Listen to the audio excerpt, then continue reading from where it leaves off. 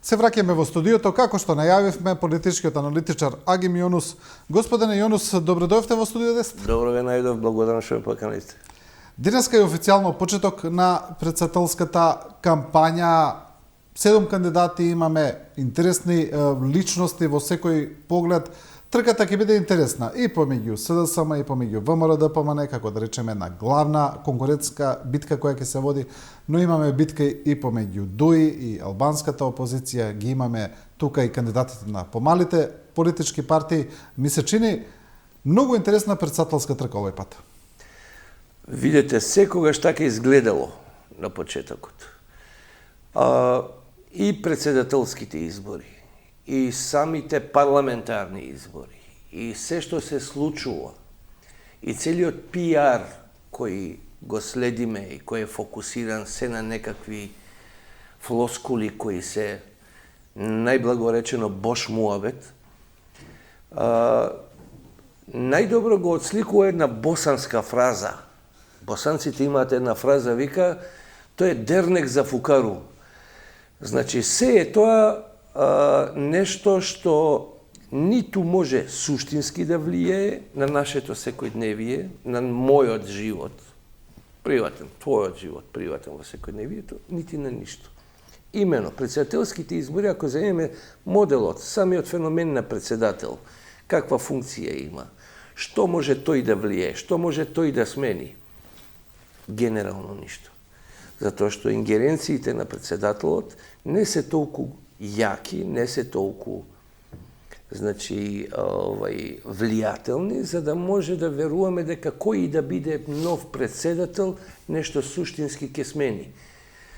Генерално гледано, се извинувам доколку тоа многу грубо звучи, меѓутоа тоа ќе биде повторно само еден нов нотар на кој што сите закони што се носат во собранието ќе бидат подпишувани или не подпишувани. И тука завршува се. Да, лобирањето на претседателот, да, неговата фигура како таква, да, сепак една представа за нашето општество, меѓутоа на крајот на краиштата во инсталација и во секојдневие како што живееме, во ситуација како што е Македонија генерално, дури и небитно е кој ќе биде претседател. Битна е суштината, а тоа е општеството како такво, битно е секојдневието како такво, битно е квалитетот на животот и битно е каде оди и во кој правец државата. И тоа е еден таков магепсан круг, дали Пендаровски ќе биде повторно претседател, а што смени тој минатиот мандат? Ништо, беше претседател и чао. Што ќе смени некој нов, доколку дојде, Силјановска и така натаму. Може би некои нијанси, да, верувам дека би променила, меѓутоа, ќе се вратиме повторно на она. Што ако дојде некој претседател кој е способен, паметен, попаметен од претходниот и така натаму, што може смени? Ама баш ништо. Да, ингеренциите тоа е суровата вистина. Постојат одредени ингеренции, лимитирани се разбира, но политиколошки партиите ми се чини дека ги користат сега претседателските избори како едно едро за парламентарните, бидејќи велат дека и исходот од претседателските ќе влие во вториот круг се разбира за претседателски, но и директно на парламентарните, бидејќи ќе влие психолошки на гласачите, мотивирачки и така натаму. Се тоа е игра на пиарот. Што и како ќе се всади во свеста и подсвеста на оној што го перцепира тоа. Тоа е гласачкото тело преку медиумите. Се она што ќе се представи ќе биде храна за гласачкото тело. Ако гледаме реално, мои ставови, јас не морам да бидам во право. Значи, ВМРО ќе тепа 100-0 на овие избори, во сооднос ВМРО-СДСМ. Тоа, мислам дека го разбра веќе и враците на Гранка. Меѓутоа, во делот на изборот за претседател, тука немаме веќе битка, немаме надпревар на СДСМ и ВМРО, затоа што СДСМ има и други сателити партии, коалициони партнери и така натаму, кои ќе го дадат својот глас за. Тука математиката ја мешаат албанските политички партии и албанскиот кампус кој има своји представници и кои ќе јас лично не верувам не велам, не посакувам, не верувам дека било кој од албанските представници за избор на председател би можел да победи, уште во првиот крug, па макар и во другиот, освен за инат, ако не, СДСМ да ми ги даде гласовите на некого. Само колку да не биде ВМРО. Значи, доаѓаме до заклучок дека уствари целава оваа работа е многу изрелативизирана. Индикаторот за првиот круг на председателските избори ќе биде секако голем. Ќе се знае каков е првиот прелиминарниот сооднос на позиција и опозиција од македонска страна и од албанска. Меѓутоа, тоа само ќе биде една чинија со зачини и една чинија со храна, која што ќе треба да се подели во вториот круг, што значи дека тоа ќе биде индикатор за да се знае во вториот круг кој може да се намести за председател. Се ќе биде местенка, затоа што подразбира местенката? Давање гласови. Ако јас не сакам да биде ВМРО представник за председател, ќе му ги дам на СДСМ. Тоа значи дека албанската страна ќе треба убаво да се испазари. Сепак, за жал, како и во претходни многу избори, албанците ќе одлучуваат за многу нешта со своите гласови. Знаете што, господине Јонос, сте учествували вие во политички кампањи, знаете како да, било тоа? Креирал кампањи. Сте креирале. Знаете што не ми е јасно, еве искрено, како тоа се даваат гласови? Ворете се оние политички преврзаници кои ќе ве послушаат, речеме, кои ќе ја послушаат партијата, кои се дисциплинирани или кои се клиентелистички расположени така натаму, но генерално како можете вие да ги дадете тие гласови на овој или на оној, како ќе ги натерате луѓето? Веќе нема ни клиентелизам, ни полтронизам, веќе постои исклучиво политички бизнис. Секој оној кој што верува веќе во се уште во некакви полтронизми, во некакви клиентелизми и така натаму е наивен. Онака како што ситуацијата стои на терен, онака како што политичката пракса во Македонија покажува, веќе се е исклучиво политички бизнис. Зошто е политички бизнис? Ајде вака. Кој е субстрактот од целеве овие? Ја не за џабе реков преска на самиот почеток, ја спомнав она босанска фраза, ово е само дернек за фукару. Ништо не се менува. Овие избори, ама баш ништо не менуваат. Што менуваат? Македонска стварност? Не. Ова е мешање на стар шпил карти кој што се игра. Имаме нешто иновативно, имаме нови фаци? Немаме. Имаме нови програми? Немаме. Имаме ветување од било која страна, кои издржано велат дека нешто сериозно може и ќе се промени во државата? Немаме. Имаме ли нешто што свети барем малце на сцената како надежно? Некој ќе рече, еве, во навала е левица. Левица се труба дури и живи. Никој нема да ти дозволи враќање на социализам после целава оваа работа. И така натаму. Така да, ајде да ги гледаме големите слики. Народот се бави со малите слики. Кој што рекол Таче, што рекол Мицковски, што рекол Асан, што рекол Петко. Не, ајде големите слики да ги гледаме. Што велат големите слики? Големите слики велат вака. Македонија е во ситуација каква што е. Таа со овие избори, суштински, ништо нема да смени. Само ќе се измешаат акторите на политичката сцена. За не повеќе, памтете ова емисија и вратите ја некогаш. За не повеќе од година и пол до 2 години Македонија ќе има нови парламентарни избори предвремени. Затоа што со овие избори совршено не се прави ниту 1 сантим чекор напред.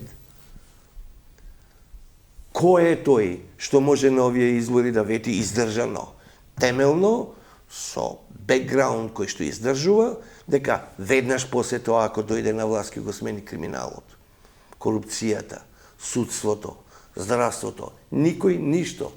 Секој оној што ќе дојде и што ќе направи влада, ќе се соочи со старите проблеми, на кои што никој со години не нашол решение, па тој ќе најде веднаш после избори. Не.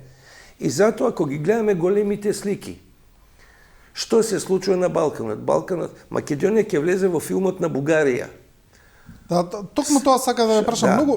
Многу се зборува за тоа, некакво Не, евентуално тоа е факт. бугарско Значи, сценарио ние кај нас. влегуваме у бугарско сценарио со избори. Што вика народот, секој летенце по едно детенце.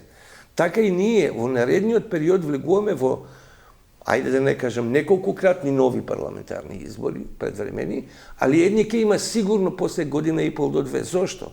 Проста е аналитиката. ВМРО ќе тепа. На ВМРО дали ќе му се дозволи да држи, да формира влада, да формира власт, да владее. Тешко. Зошто? Ајде да го видиме дискурсот на меѓународната политичка сцена и пораките на дипломатите од надвор, од Брисел, од вамо, од тамо и така натаму. Сите се во некаква блага поддршка на оваа власт. Зошто? Затоа што оваа влада и оваа власт најполтронистички аминува на се она што они ќе го кажат. Значи, ја не сум ниту портпарол на ВМРО, не сум ни на платен список, не сум ни брат учеди, ни браќа ми се. Меѓутоа, единствена партија која држи до нешто што ќе го каже дека е така, сега секако ќе треба да го покаже тоа и на терен доколку да е на власт. Меѓутоа, која има ставови? Се остана тоа минува. Кој креира политика во Македонија? Никој не креира политика во Македонија. Единствената предност на актуелната власт е евроинтегративната приказна, која е приказна за мали деца, затоа што реално на Македонија, каква 2030 година тоа е приказна за пијани луѓе, вече. Значи, Македонија уште долго нема да влезе во Европа. Што се случува? Како морковот на стапот, актуелната власт цело време трча Европа, Европа, Европа, заборавајќи дека дома има фамилија со скинати гаќи и скинати чорапи, меѓутоа им обеќава не се кирејте, утре ќе живееме на водно, ќе бидеме фраери. Ма немој. Значи, да не биде, не знам што сакам да кажам. Актуелната власт, поставата каква што е единствената која и одговара на меѓународната заедница. Меѓутоа не затоа што тоа е квалитативно исправен пат, туку само затоа што тоа е единствениот пат кој го трасира меѓународната заедница, за да овие аминуваат тоа што они го играат како геополитика. Ние сме жртви на една игра на геополитика. Имено, и да го направиме сублиматот на се, Македонија и да влезе во Европа, кој да дојде, кој да вети дека еве утре ќе не стаи во Европа, е бош муавет, е празна приказна, затоа што Европа и европското членство внатре не е декларативно, не е документ, тоа е реален живот, on-site, што викаат англичаните. А ние во реалниот живот го доживуваме дното. Тоа, господине Јонус, често го говорите, го опишувате, Не само ја зборувам вистината, тоа е разликата помеѓу мене и платени аналитичари, и платени новинари, и платени колумнисти. Јас ја зборувам вистината, јас го зборувам тоа што го збори народ пред самопослуга. Зошто мислите дека Македонија, како што велите, го допира дното или дека државата оди во погрешен правец? Кои се вашите аргументи? Многу просто. Значи, апсолутна дисфункција на општеството. Еве, да ги смениме улогите, јас ќе бидам новинар, вие ќе бидете аналитичар, ќе ви поставам 3 прашања на кои што не мора да ми одговорите, самиот молк ќе даде одговор. Дајте ми еден коридор, политички, институционален, било каков, во кој што во Македонија може да тргнеш од точка А по нормален, човечки, регуларен пат до точка Б. Нема. Дајте ми еден сегмент од општеството кој што функционира, ако ништо друго, ако не позитивно, барем не негативно, да е 0-0. Ниеден. Дајте ми една работа што еден нормален просечен граѓанин може легитимно, леге артис и по пропис и правила и по Богу и по закони да заврши работа во било која институција. Ниеден.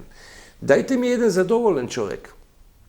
Вон она група на тајкуни, богати, до вчерашна селјачана која се обогатила и така натаму, и така натаму. Дајте ми еден просечен човек на улица кој е задоволен од својот живот. Нема. Незадоволството со што го експонира и со што го елаборира. Со дно. Социјално дно, економско дно, статусно дно и така натаму и така натаму. Милион работи нема да објасняваме. И зошто не оди во добар правец Македонија?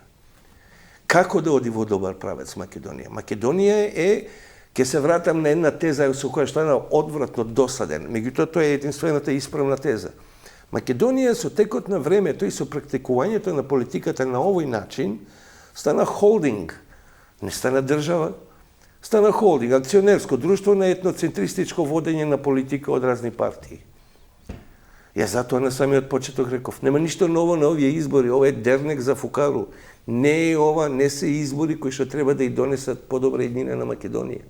Велеше поранешниот премиер Заев, позната на негова изрека, нас не треба камшикар, алудирајќи на тоа дека не треба посилна контрола од страна на меѓународната заедница. Не, народот има поубава фраза за тоа. Значи, камшикар, он сакал само културен да биде затоа што нивото и позицијата не му дозволува употреба на народен начин. А јас ја имам таа привилегија, како обичен граѓанин, дојден овдека да анализира, да кажам да употребам уште по реална фраза, уствари да му влезам на мислите. Народот на улица секој втор вика, за нас е само чизма, бе. Каков камшикар? Чизма е за нас. Толку. Па тоа ли е нас, еве, ние зборуваме за Европска унија, како што и вие велите, европски пат, дека зборуваме залудно за тоа, дека го користиме само како фраза цело време, но никој нас не спречува да се реформираме. Кој не спречува да воведеме... Точно сакам да го кажам. Тоа сакам. Кој не спречува да воведеме европски закони? Нас не ни требат бајрактари за Европа. Да. Ајде погледайте политичката сцена, ајде погледайте кампањата, ајде погледайте ги сите настапи, ајде погледайте пиар тактиката и политиката. Све се тоа бајрактари за Европа.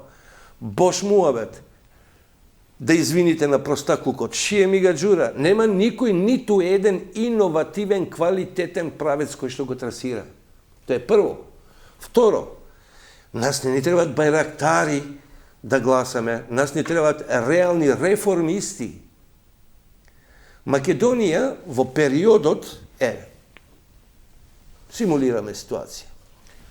Останува власта каква што е, ништо не се менува. ВМРО ќе тепа, нема да му даат да формира власт, па ќе се искоцкаат, ќе се шибицарење Таче и Ахмети, бам-бум, тебе мене ова, остануваме све по исто, влегуваме во уште потежок период. До која ќе ја жвакаме приказната, само што не сме влегле во Европа. Абе, леп ми се еде, немам леп. Немам леп. Немам пари за цигари, немам на дете да му дам пари да иде у школа сендвич да си купи. Му мотам од дома сендвич за да не купува надвор у 21 век. Тоа ли ќе го менуваат Таче и Амети? Тоа ли ќе го или ќе ги спречат младиве да сонуваат да бегаат надвор? Почнаа стари луѓе да бегаат надвор. Јас на 62 години, Агим Јонус, само кога би имал прва добра шанса, сутра летим, чаоче, што сакате правите одека. Ова, што сега го кажам во собствено име, олицетворение на секој втор на улица. Со тоа што јас имам, три чисти, да го кажам тоа. Народот или секој втор обичен на улица нема можност. Не го викаш него на телевизија, мене ме викаш. И јас во негово име зборам. Народов најсреќен би бил кога би дошол шумарот и би ги избркал партизаните. Вицот го знаеш? Се тепале партизани у германци у шума и се тепале, дошол шумарот, ги избркал. Нас ни треба шумар да дојде све на клоци да дигне. На Македонија и треба сериозна револуција, не во крвава смисла. Се извинувам, да не биде брутално и да не бидам погрешно разбран. На Македонија треба сериозна политичка револуција внатре. Добро, но знаете како, господин Јонус, очигледно е дека 30 години се вергламе, повеќе веќе од 30, не можеме тоа да го направиме сами, очигледно, и кога вие велите чизма, на што мислиме? Да не бидам несериозен, мене ми е жал, меѓутоа јас само го кажувам тоа што го слушам на улица. Дали зборуваме улицата е лакмусот, улицата е индикаторот. Прашањето ми е дали зборуваме за вид на протекторат, дали зборуваме за некои меѓународни фактори да ги превземат виталните институции како што е обвинителство, судство, да речеме така нешто, за тоа ли зборуваме? Токму тоа. Сами не можеме. Сами да можевме, немаше да дојдеме на ова дереđе. Значи, да можевме сами, ние сега со бројност на население, со географски простор и површина, со добра организација, ние ќе бевме каква Хрватска, каква Бугарија, ние ќе бевме се. Ние сме живи, неспособни мајмуни. Па нека се љути кој сака. Арно, ама, ние сме мајмуни со стилом. Ние сме мајмуни со машна и ташна. Ние сме мајмуни кои викаат, Европа, не барат, секој ден за нас зборат у Брисел. Или бреноси се. Кој ти збори у Брисел? Никој не те збори. Ние се бавиме сами со себе. А сами со себе се бават само лузери и само неспособњаковичи и само луѓе чија филозофија е дека секогаш некој друг е виновен. Дека ние го гледаме само својот задник и својот стомак да биде пун. Тоа е Македонија. Од друга страна, конструкцијата, субстрактот е погрешно поставено од самиот почеток. Македонија за 30 години требаше многу понапред да биде во градењето на нацијата. Ние не изградивме нации. Избери независни 100 души. Независни 100 души и анкетира ги постави. Што си ти, вика Македонија? Што си ти, вика албанец? Што си, вика турчин? Што си, вика србин? Ние да не вика сите сме македонци. Немаш нација. Не си изградил нација. Нација како се гради? Со љубов кон државата. Кој покажува љубов кон државата? Ајде, албанците дежурни кривци, деструктивци, иредентисти, вакви, такви, како год да кажеш, затворени во своето јадро, си работат своја албанска политика, за која што ни треба 4 емисии да ја елаборираме, може да ми поставиш прашање на таа тема.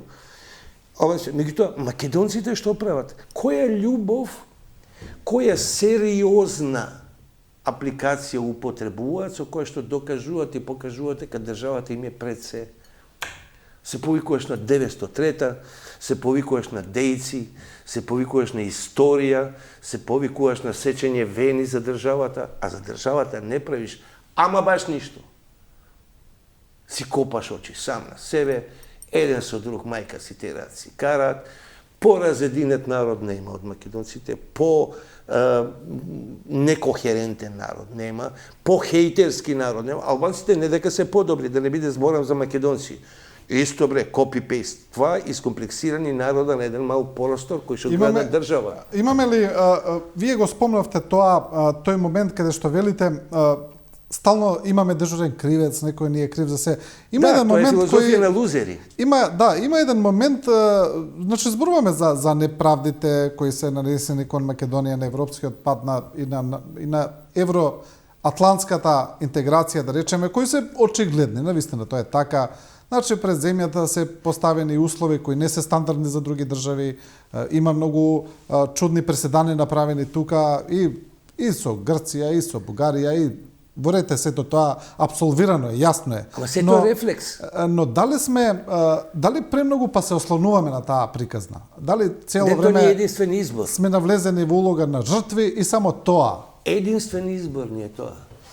Во психологијата постојат разни дефиниции модели на однесување. Еден од моделите на однесување е оној модел кога пациентот се понаша како жртва. Ја сакам, ја би правил, ама не можам, он ми е крив, види овој што ми прави. Види ова, види она. Не бе, друже, сам си неспособен. Кој може да ја поставува на Македонија услови доколку Македонија е здраво ткиво? Немаш здраво ткиво.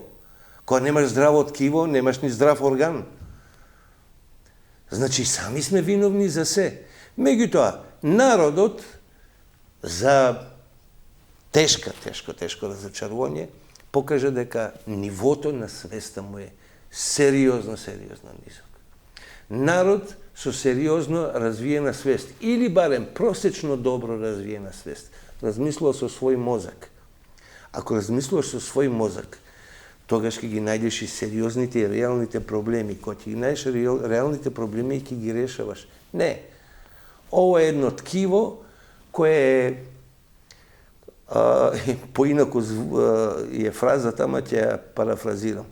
Колку и да го тепаш, не можеш толку да го тепаш колку што тој може да издржи.